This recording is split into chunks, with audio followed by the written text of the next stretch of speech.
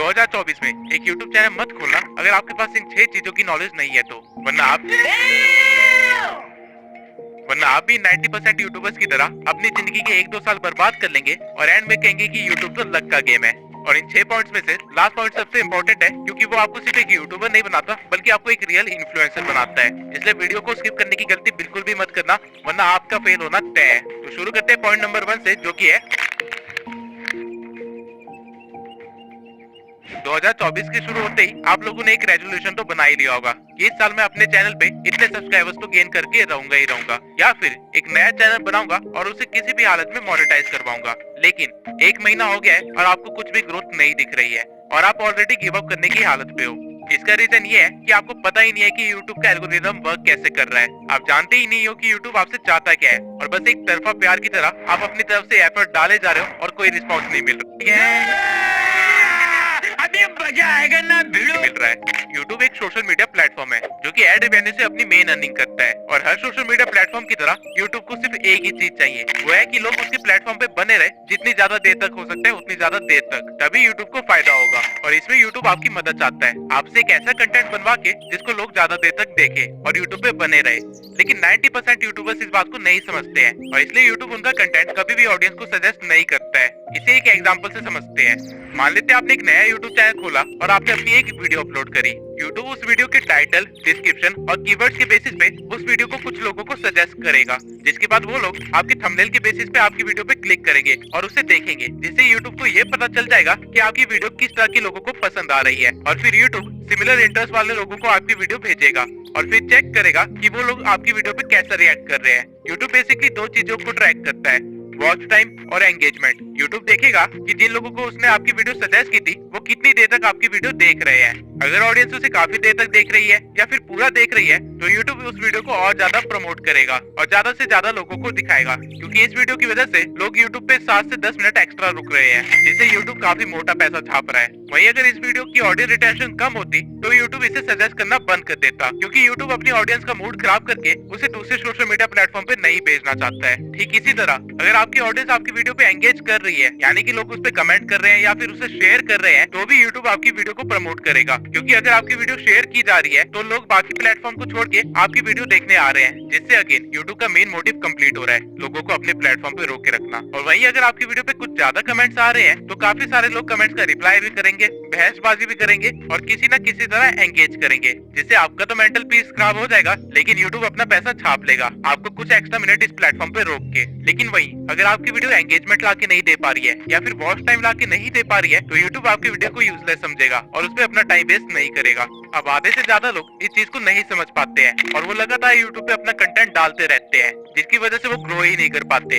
आपको एक चीज को समझने की जरूरत है कि YouTube आपसे आपकी वीडियोस नहीं चाहता है, वो आपसे आपका वॉच टाइम और एंगेजमेंट चाहता है। और ये चीजें कैसे लानी है, आपको इस चीज पे ज्यादा फोकस करना चाहिए। और एक और बहुत इंपॉर्टेंट चीज, एल्गोरिदम टाइम के साथ चेंज होता रहता है। 2014 में जब YouTube पे ज्यादा क्रिएटर्स नहीं थे तब डजंट मैटर कि आप किस तरह की वीडियो बना रहे हैं, अगर आप ज्यादा वीडियोस डाल पा रहे हैं तो आपका वायरल होना कंफर्म था, क्योंकि उस टाइम पे YouTube को ऑडियंस को अपने प्लेटफॉर्म पे लेके आना था, जो कि रेडियो या टीवी पे घुसे रहते थे। YouTube उनको अपने प्लेटफॉर्म में फंसाना चाहता था, इसलिए उस टाइम पे जितनी ज्यादा वीडियोस होती थी उतनी ज्यादा वैरायटी होती थी और उतनी ज्यादा लोग अट्रैक्ट होते थे। लेकिन 2018 में जब क्रिएटर्स काफी ज्यादा हो गए थे तब YouTube अपनी ऑडियंस को बुला नहीं रहा था, बल्कि जो ऑडियंस उसके पास है उनको सस्टेन कर रहा था। इसलिए उस टाइम पे YouTube ने लंबी वीडियोस को प्रमोट करना स्टार्ट कर दिया था।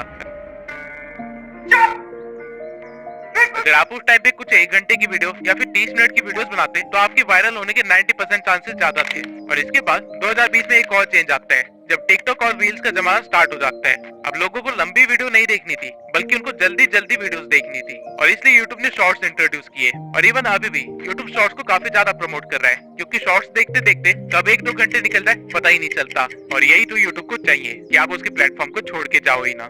और एज ए YouTube क्रिएटर अगर आप बिना एल्गोरिदम को समझे वीडियो अपलोड करना स्टार्ट करोगे तो आपका फेल होना ग्रांटेड है। लेकिन क्या एल्गोरिदम एक लौता फैक्टर है जो कि आपके फेल होने का रीजन हो सकता है? नहीं। अगर आप अभी तक इस भ्रम में जी रहे हैं कि आप रोज वीडियो डालेंगे और आपकी कोई ना कोई वीडियो तो वायरल हो ही जाएगी, तो आप बहुत ही जल्दी अपनी मेहनत और टाइम बर्बाद करके क्विट करने वाले हैं, क्योंकि आपको इस चीज को समझने की बहुत ही ज्यादा जरूरत है कि क्वालिटी ओवर पावर्स क्वांटिटी। अगर आप 2 चैनल्स खोलते हैं जिनमें से आप एक चैनल पे साल में सिर्फ 4 क्वालिटी वीडियोस बनाते हैं और वहीं दूसरे चैनल पे साल में 365 वीडियोस बनाते हैं, लेकिन सारी वीडियोस बिलो एवरेज है। तो वो जो 4 वीडियोस वाला चैनल है वो मिलियन सब्सक्राइबर्स गेन कर चुका होगा, वही 365 वीडियोस वाला चैनल हो सकता है कि 10,000 सब्सक्राइबर्स भी गेन ना किए हो। रीजन बीइंग कि वो 4 वीडियोस की क्वालिटी 365 वीडियोस से भी ज्यादा है, और यही रीजन है कि डिकोडिंग वाईटी, मैं और कई सारे छोटे चैनल्स इतनी जल्दी ग्रो कर पाए, वो भी इतनी कम वीडियोस में, क्योंकि ये चीज हमें पता थी। अगर आपको क्वालिटी कंटेंट बनाने में 1 महीना लगता है तो कोई बात नहीं, लेकिन बिलो एवरेज कुछ भी मत दिखाइए, क्योंकि अभी यूट्यूब पे ऑप्शंस की भरमार है। अगर ऑडियंस को आपकी वीडियो पसंद नहीं आई तो वो किसी और के चैनल पे जाके उसकी वीडियोस देख लेंगे, और यूट्यूब ये चीज देखेगा तो यूट्यूब उसके चैनल को प्रमोट करेगा। वहीं अगर ऑडियंस को आपकी वीडियो पसंद आ गई तो वो आपकी वीडियोस के लिए वेट किया करेंगे, और यूट्यूब इस चीज को भी देखेगा और फिर वो आपके चैनल को भी प्रमोट करेगा। लेकिन वीडियोस की क्वालिटी बढ़ाए कैसे? तो वीडियोस की क्वालिटी बढ़ाने के लिए आपको कोई महंगे गैजेट्स की जरूरत नहीं है, बल्कि आपको सही टेक्निक्स की जरूरत है, जिससे कि आप सही स्क्रिप्टिंग, वॉइस ओवर और एडिटिंग कर पाओ। अब और भी कई सारे फैक्टर्स होते हैं जो कि क्वालिटी कंटेंट बनाने के लिए इंपॉर्टेंट होते हैं, लेकिन ये 3 चीजें बेसिक क्वालिटी कंटेंट और एल्गोरिदम को समझने से आप अपने चैनल को फेल होने से नहीं बचा सकते हैं। क्योंकि यूट्यूब अगर आपकी वीडियो ऑडियंस तक पहुंचाएगा ही नहीं, उसे इंप्रेशंस देगा ही नहीं, तो वीडियो का आप क्या ही करोगे। अगर आपको नहीं पता कि रिटर्निंग व्यूअर्स कैसे इंक्रीज करे, या फिर न्यू व्यूअर्स को कैसे गेन करे, या फिर अपनी वीडियो को रैंक कैसे करवाए, या फिर CTR, RPM, CPM जैसी चीजें क्या होती है, तो आप एक बड़े से जंगल में बिना मैप के निकल चुके हैं, जहाँ पे आधे रास्ते में आपको YouTube नाम का एक शेर खाने वाला है। SEO में रैंक करने के लिए बेसिकली आपको 3 चीजों की जरूरत होती है, टाइटल, कीवर्ड्स और थंबनेल। और इनके सिवाय अपने SEO को ट्रैक करने के लिए और उसे और भी ज्यादा इंप्रूव करने के लिए आपको YouTube के एनालिटिक्स को अच्छी तरह से देखना आना चाहिए, क्योंकि अगर आपको अपना एनालिटिक्स समझ नहीं आ रहा है तो आप अपनी ऑडियंस को नहीं समझ पा रहे हो। एंड अगेन, अगर आप अपनी ऑडियंस को समझ नहीं पा रहे हो तो एल्गोरिदम आपकी मदद नहीं करेगा। लेकिन एनालिटिक्स को स्टडी कैसे करें, उसे इम्प्रूव कैसे करें और उसके साथ उसको ऑप्टिमाइज कैसे करें, इसके ऊपर मैंने अभी तक कोई भी वीडियो नहीं बनाई है। तो अगर आप लोग चाहते हैं कि मैं इस टॉपिक पे एक वीडियो बनाऊं तो कमेंट सेक्शन में एनालिटिक्स लिख दीजिए। 1000 कमेंट होते ही मैं वीडियो बनाना स्टार्ट कर दूंगा। बस सोचिए, आप सब कुछ सीख जाते हैं और अपने चैनल की क्राइटेरिया को पूरा करने के बाद उसे मोनेटाइजेशन के लिए अप्लाई करते हैं, और यूट्यूब आपको रिजेक्ट कर देता है। ऐसा होने के चांसेस बहुत ही ज्यादा है अगर आपको नहीं पता कि यूट्यूब की पॉलिसीज और गाइडलाइंस क्या है। यूट्यूब की नई पॉलिसी के अकॉर्डिंग आप अपने चैनल को 500 सब्सक्राइबर्स और 3000 वॉच आवर से भी मोनेटाइज करवा सकते हैं, या फिर शॉर्ट्स के 3 मिलियन व्यूज से भी। ये क्राइटेरिया पहले 1000 सब्सक्राइबर्स और 4000 घंटे का था, और 10 मिलियन शॉर्ट्स के व्यूज। लेकिन यहाँ पे यूट्यूब एक गेम खेल रहा है। आप अगर 500 सब्सक्राइबर्स के साथ अपने चैनल को मोनेटाइज करवाते हैं तो आपको एड रेवेन्यू नहीं मिलेगा, बल्कि आपको सुपर चैट, मेंबरशिप और मर्चेंडाइज का ऑप्शन मिलेगा, जिनसे कि काफी कम अर्निंग होती है। आपको एड रेवेन्यू नहीं मिलेगा, जो कि हमारा मेन सोर्स ऑफ इनकम होता है। लेकिन यूट्यूब ने ऐसा क्यों किया? अपने क्रिएटर्स को बचाने के लिए।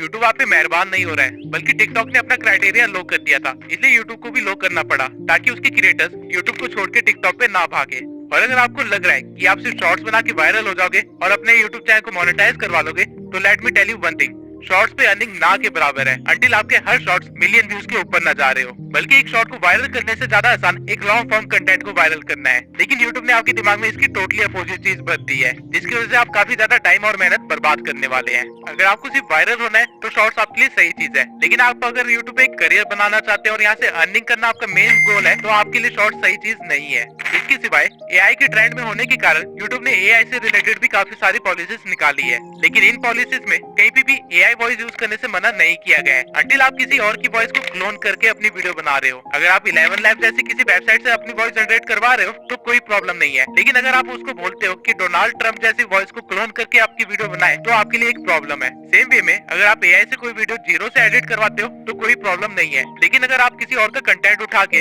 उसे AI में डाल के कुछ और बनवाते हो और फिर उसे यूट्यूब पे अपलोड करते हो, तो आपके लिए एक बहुत ही बड़ी प्रॉब्लम है। और इवन आप AI की वॉइस को भी लगातार यूज नहीं कर सकते हो डायरेक्टली, वरना वो रीयूज कंटेंट में आ जाएगा। आपको अपनी वॉइस को थोड़ा सा एडिट करना पड़ेगा। ठीक इसी तरह कॉपीराइट क्या है, इससे कैसे बचा जाता है और सही तरीके से किसी को एट्रीब्यूट्स कैसे दिए जाते हैं ताकि कभी लीगल केस में ना फंसे, इन सब की नॉलेज होना बहुत ही जरूरी है। वरना मैं ऐसे भी कई क्रिएटर्स को जानता हूँ जिनके मिलियंस में सब्सक्राइबर्स थे, लेकिन ये पॉलिसी गाइडलाइंस को वायलेट करने की वजह से रातों रात उनका चैनल गायब हो गया। कॉपीराइट के ऊपर मैं अलग से एक डेडिकेटेड वीडियो जरूर बनाऊंगा, क्योंकि ये एक बहुत ही बड़ा टॉपिक है और साथ में काफी कॉम्प्लेक्स भी है। आप कह सकते हैं कि इसको समझाने के लिए एक लॉ की डिग्री होना बहुत ही जरूरी है, क्योंकि यूट्यूब की कॉपीराइट पॉलिसी USA के एक्ट के अकॉर्डिंग चलती है। लेकिन इससे डरने की कोई भी बात नहीं है, बस आपको थोड़ी सी नॉलेज होनी चाहिए ताकि आपका करियर बच सके। अब ऐसे भी कई सारे चैनल्स हैं जिन्होंने इन सब चीजों का ध्यान रखा था, लेकिन आज उनकी हालत एक नए यूट्यूबर से भी बेकार हो रखी है। लेकिन ऐसा कैसे हुआ? यूट्यूब एक रियल बिजनेस है और हर बिजनेस की तरह यहाँ पे भी कंपटीशन है, और अगर आप अपने कंपटीशन को नहीं भाप पाए तो आपका कंपटीशन आपको खत्म कर देगा। और कुछ सिर्फ तब नहीं आएगी जब आप ग्रो कर चुके होगे, बल्कि आप जब ग्रो करने की कोशिश कर रहे होगे तब आपको रियलाइज होगा कि आपसे बेहतर चैनल्स आपके बिल्कुल बगल में ही खड़े हैं और आपसे कम्पीट कर रहे हैं। और अगर आपको उनको पीछे छोड़ना है तो आपको कुछ ऐसा करना पड़ेगा जो कि कोई और नहीं कर रहा है, वरना आप भी उन 90% यूट्यूबर्स की तरह इस कंपटीशन में दब के खत्म हो जाओगे। अब अगर आप सोच रहे हैं कि मैं नीश ही ऐसे सिलेक्ट करूंगा जिसमें कंपटीशन ना के बराबर हो, तो आप बहुत ही गलत हो, क्योंकि ऐसी कोई भी नीश नहीं है जिसमें कंपटीशन ना हो। आप कुछ भी इमेजिन कर सकते हैं और जब आप सर्च करेंगे तो आपको उसमें कंपटीशन मिलेगा ही मिलेगा। तो कंपटीशन से बचे कैसे? इसका सिर्फ एक ही तरीका है कि आपको ट्रेंड के साथ चलना पड़ेगा, एडेप्टेशन करनी पड़ेगी और साथ में अपनी एक यूनिक आइडेंटिटी बिल्ड करनी पड़ेगी। इवन हमारी नीश में भी काफी सारे क्रिएटर्स 5 साल से भी पहले बैठे हुए हैं, लेकिन पिछले 1 साल में एक नया ट्रेंड आया है जिसकी वजह से इन बड़े क्रिएटर्स को भी मुश्किल का सामना करना पड़ रहा है। वो है एडिटिंग का ट्रेंड। ये सारे क्रिएटर्स अपनी फेस कैम वाली वीडियोस को हटा के अब एक व्हाइट बोर्ड पे आ गए हैं, जहाँ पे ये व्हाइट बोर्ड पे सारी चीजें एक्सप्लेन कर रहे होते हैं। लेकिन नए ट्रेंड में